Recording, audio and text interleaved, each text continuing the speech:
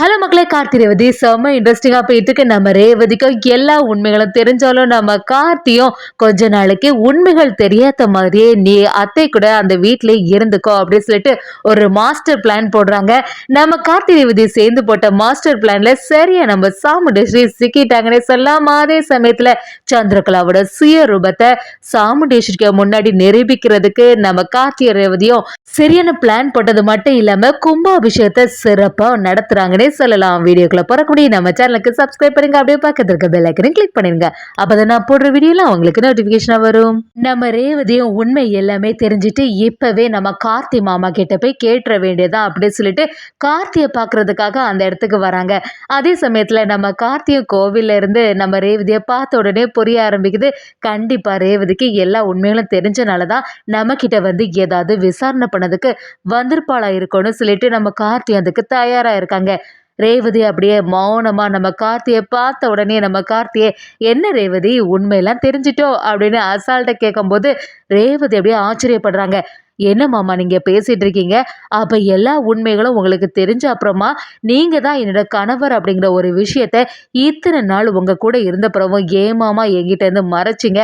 அப்படி என்னதான் நம்ம வாழ்க்கையில நடந்துச்சு என்ன மாமா அப்படின்னு சொல்லிட்டு கேட்கும்போது நம்ம கார்த்தியும் என்னைக்காவது ஒரு நாள் எல்லா உண்மைகளும் உனக்கு தெரியதானே போகுது, அது வரைக்கும் பொறுமையா இருந்துக்கலாம் அப்படின்னு சொல்லிட்டு தான் யோசிச்சேன். அப்படி சொன்ன உடனே நம்ம ரேவதி என்ன மாமா அதுக்காக நீங்க வந்து இவ்வளோ பெரிய உண்மையை என்கிட்ட இருந்து மறைச்சது பெரிய தப்பு.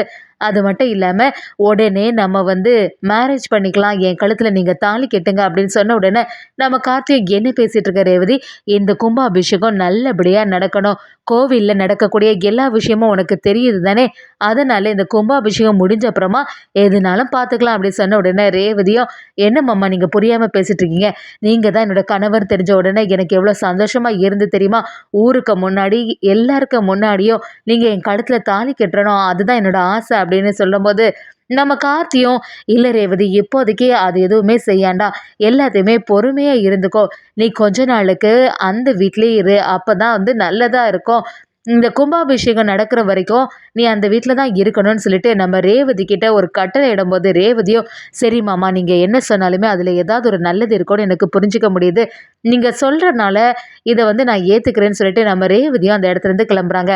அதே சமயத்துல சாமுண்டேஸ்வரியை பார்த்த உடனே நம்ம ரேவதிக்கு கோபம் தாங்க முடியல. இத்தனை நாளாட்டி எல்லா உண்மைகளும் மறைச்சிட்டு எனக்கு வேறு ஒரு கல்யாணம் வேற பண்றதுக்கு தயாராயிட்டாங்க இந்த அம்மா, இவங்களை வந்து சும்மாவே விடக்கூடாது, மாமா கேட்டனால நம்மனால எந்த உண்மையும் இப்போதைக்கு சொல்ல முடியலையே, சரி கொஞ்ச நாளுக்கு அமைதியாவே இருப்போம்னு சொல்லிட்டு ரேவதி டென்ஷனா இருக்கிறத கவனிச்ச சாமுண்டேஸ்வரி என்ன ரேவதி எதுக்காக இவ்வளவு ஃபீல் பண்ணிட்டு இருக்க என்ன அப்படின்னு விசாரணை பண்ணும்போது நம்ம ரேவதியோ சாமுண்டேஸ்வரியை எதிர்த்து அம்மா நான் சொல்ற மாதிரி ஒரு செயல் நீ நடத்தி தான் ஆகணும் அப்படின்னு சொன்ன உடனே என்ன ரேவதி எதுனாலும் அம்மா கிட்ட மறைக்காம சொல்லு அப்படின்னு சொல்றாங்க. அதை கேட்டு நம்ம ரேவதியும் எனக்கு வந்து கார்த்தி மாமாவை நல்லா பிடிச்சிருக்கு, அதனால கார்த்தி மாமா கூட எனக்கு வந்து கல்யாணத்தை நடத்திவே அப்படின்னு சொல்றாங்க. அதை கேட்டு சாமுண்டேஸ்வரி அதிர்ச்சியாகி நிற்கிறாங்க.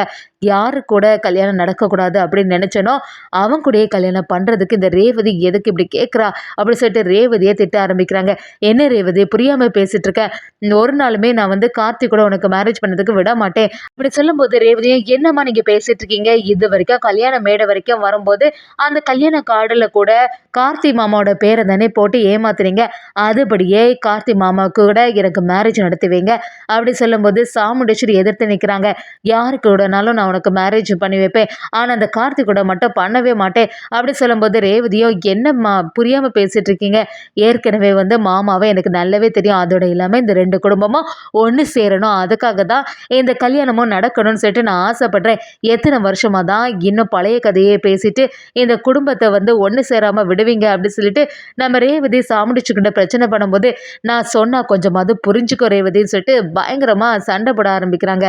அதே சமயத்துல சந்திரகலாவை நம்ம சாமுண்டேஸ்வரிகிட்ட வந்து பாத்தியாக்கா அந்த கார்த்திக் என்னதான் சொல்லி மனசை மாத்தினானோ ரேவதி வந்து உன்னையே எதிர்த்து இப்படி பேசிட்டு போறா, அவன் வந்து அவனோட வேலையை காட்டிட்டான் பாத்தியா அப்படின்னு சொல்லிட்டு கார்த்தியை பத்தி தப்பா பேசும்போது ரேவதி பழசை எல்லாத்தையுமே ஞாபகப்படுத்தி பார்த்து எல்லாத்துக்கும் காரணம் இந்த சித்தி தான், இந்த சித்தி தான் அந்த டாக்டர் கிட்ட சொன்ன விஷயம் எல்லாமே எனக்கு மனசுக்குள்ளேயே இருக்குது, ஆனா வெளியில காட்ட முடியல, இந்த சித்தியை உண்டுலன்னு பண்ணணும்னு சொல்லிட்டு நம்ம ரேவதியும் சந்திரகலாவை பயங்கரமா திட்ட ஆரம்பிக்கிறாங்க. சந்திரகலாவும் இப்ப எதுக்கு என்கிட்ட வந்து சத்தம் போட்டுட்டு போறா அப்படின்னு சொல்லிட்டு சந்தேகப்பட ஆரம்பிக்கிறாங்க. அதே சமயத்துல சாமுண்டீஸ்வரியும் இதை வந்து இப்படியே விட்டா சரியே வராது. இப்பவே வந்து இந்த கார்த்தி நேரடியா பார்த்து நம்ம ஏதாவது சொல்லிட்டு வர வேண்டியதான்னு சொல்லிட்டு சாமுண்டீஸ்வரி கார்த்தி நேரடியா பார்க்க வராங்க. கார்த்தியை சாமுண்டீஸ்வரி பார்த்த உடனே என்னத்த என்னைக்கு இல்லாம என்ன தேடி வந்திருக்கீங்க, என்ன விஷயம் அப்படின்னு கேட்கும்போது, சாமுண்டீஸ்வரியும் நீ நினைச்சதை சாதிச்சிட்ட தானே, எவ்வளோ தைரியம் இருந்தால் ரேவதியோட மனசை மாற்றுவேன். ஏற்கனவே வந்து ஒன்னால ரேவதியோட வாழ்க்கை இப்படி ஆனது போதாதா? ஏற்கனவே நான் சொல்லியிருக்கேன் உனக்கும் ரேவதிக்கும் எந்த சம்மந்தமும் இல்லை, இனிமே ரேவதி உங்கூட சேர்ந்து வாழ மாட்டான்னு சொல்லியிருக்கேன். அப்படி இருக்கும்போது ரேவதியோட மனசை நீ மாத்திட்ட தானே அப்படி சொல்லிட்டு கார்த்திகிட்ட சத்தம் போடும்போது, என்னத்தை பேசுறீங்க, நீங்க புரியாம ஏதோ பேசிட்டு இருக்கீங்க, எதுனாலும் தெளிவா சொல்லுங்க அப்படி கேட்கும்போது சாமுண்டேஸ்வரியும் ரேவதி என்கிட்ட வந்து பிரச்சனை பண்ணிட்டு இருக்கா. நான் வந்து கல்யாணம் பண்ணா கார்த்தி மாமா தான் கல்யாணம் பண்ணுவேன் அப்படின்னு சொல்லிட்டு பிரச்சனை பண்ணிட்டு இருக்கா அப்படின்னு சொன்ன உடனே நம்ம கார்த்தியும் அதெல்லாம் நல்லது தானே அத்தை, ஏற்கனவே என் கூட தானே மேரேஜ் முடிஞ்சிருக்கு, அதனால அவ சொல்றதுல என்னதான் தப்பு இருக்கு, கல்யாணத்தை நடத்திட வேண்டியது தானே அப்படி சொல்றாங்க. சாமுண்டேஸ்வரி இதை தானே நீ எதிர்பார்த்த, சரி நமக்குள்ள ஒரு டீலிங் வச்சுக்கலாம், நான் சொல்ற மாதிரியே நீ செய்து காட்டினேன்னா நான் வந்து உன்னோட மாமாவை நீ இந்த கும்பாபிஷேகத்துக்கு சிறப்பிக்கிறதுக்காக கூப்பிட்டுருந்தேல்ல, உன்னோட மாமாவை நான் அனுப்பி வைப்பேன் அப்படி சொன்ன உடனே நம்ம கார்த்தியை சரி அப்படி மாமா வரணும்னா என்ன டீலிங் அப்படி கேட்கும்போது, சாமுண்டேஸ்வரியும் நீயே ரேவதி வந்து வருவா, அவள்கிட்ட உன்னை வந்து எனக்கு பிடிக்காது அப்படின்னு சொல்லிடணும்னு சாமுண்டேஸ்வரி கார்த்திகிட்ட ஒரு டீலிங்கை போடுறாங்க. கார்த்தி மனசுக்குள்ளே யோசிக்கிறாங்க, என்னத்தை நீங்கள் வந்து புரியாமல் பேசிட்டு இருக்கீங்க, ஏற்கனவே ரேவதியும் நானும் தான் ஒரு டீலிங் போட்டு எப்படியாவது இந்த கும்பாபிஷேகம் நடக்கணும்னு சொல்லிட்டு உண்மையெல்லாம் தெரிஞ்ச பிறவும் வீட்டிலேயே இருக்காளே ரேவதி அப்படின்னு சொல்லிட்டு மனசில் யோசிக்கிறாங்க. ஒரு சிரிச்ச முகத்தோட நம்ம கார்த்தியும் சாமுண்டேஸ்வரி கிட்ட அவ்வளோதானே சரி சொல்லிடலாம், ரேவதி என்னை பார்க்க வரும்போது நான் பார்த்துக்கலான்னு சொல்லிட்டு சமாதானப்படுத்தி அனுப்புகிறாங்க. சாமுண்டேஸ்வரியும் அதெல்லாம் நம்பி சரி எப்படியாவது ரேவதியும் கார்த்தியை பிரிச்சிடலாம் அப்படிங்கிற மாதிரி ஒரு நம்பிக்கையோட அந்த இடத்துலேருந்து கிளம்புறாங்க. அதே சமயத்தில் நம்ம ரேவதியும் கார்த்தியை சந்திக்க வரும்போது கார்த்திகிட்ட என்ன கார்த்தி மாமா என்னோட அம்மா வந்து பேசுகிறாங்களா அப்படி கேட்கும்போது, ஆமாம் உன்னோட அம்மாவை பற்றி உனக்கு தெரியாதா, அவங்க வந்து எப்படியாவது ரேவதி வந்து என்கிட்ட கேட்கும்போது உன்னை எனக்கு பிடிக்கல அப்படின்னு சொல்லிடணும்னு என்கிட்ட ஒரு டிமாண்டை வச்சாங்க, அதோட இல்லாமல் அப்போ தான் மாமாவை இந்த கும்பாபிஷேகத்துக்கு அனுப்புவேன்னு சொல்லியிருந்தாங்க.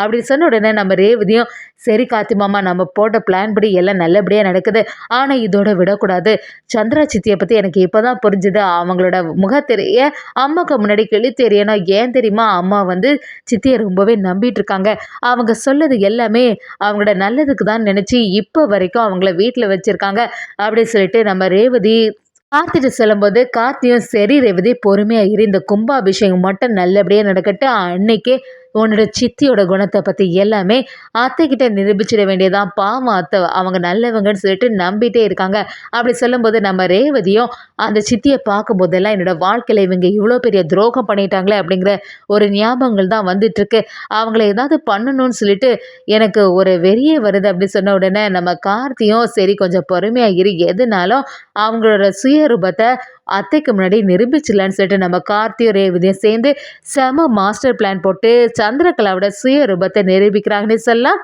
அதே சமயத்தில் கும்பாபிஷேகமும் சிறப்பாகவே நடந்து முடிய போதுன்னே சொல்லலாம்.